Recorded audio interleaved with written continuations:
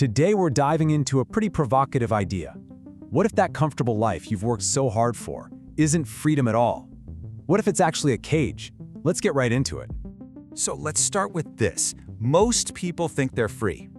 And, on the surface, that kind of makes sense, right? I mean, we get to choose our jobs, who we spend time with, what we do every day.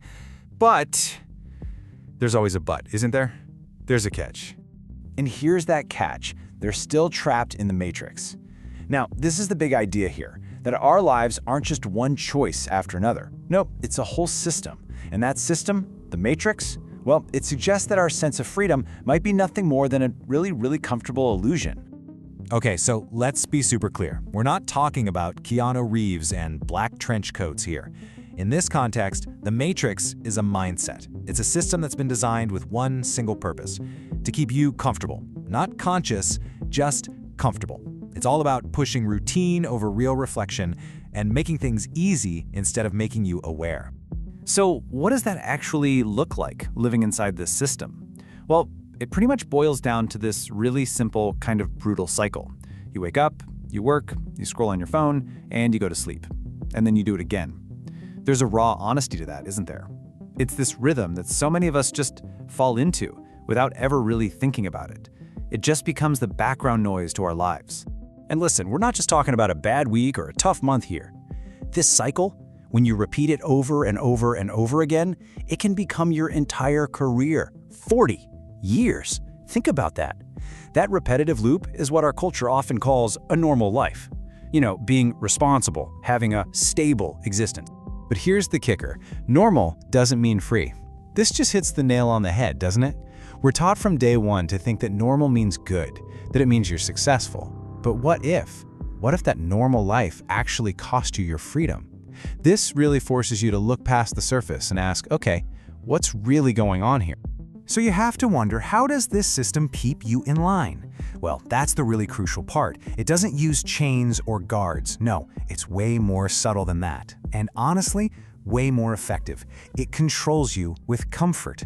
That's its weapon. Think about it, the steady paycheck, the easy, predictable evenings, those little dopamine hits you get from scrolling. It's like a golden cage, and the craziest part is we're often the ones who lock the door.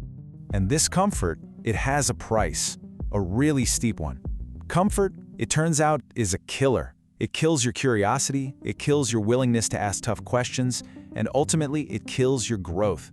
It's almost like an anesthetic, just slowly numbing that part of you that asks why. And once you stop asking why, well, real, genuine growth becomes almost impossible. You end up trading your potential for predictability.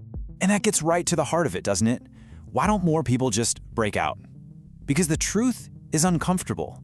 It's not about being weak or lazy, it's because stepping outside that comfortable loop means you have to face some really hard truths.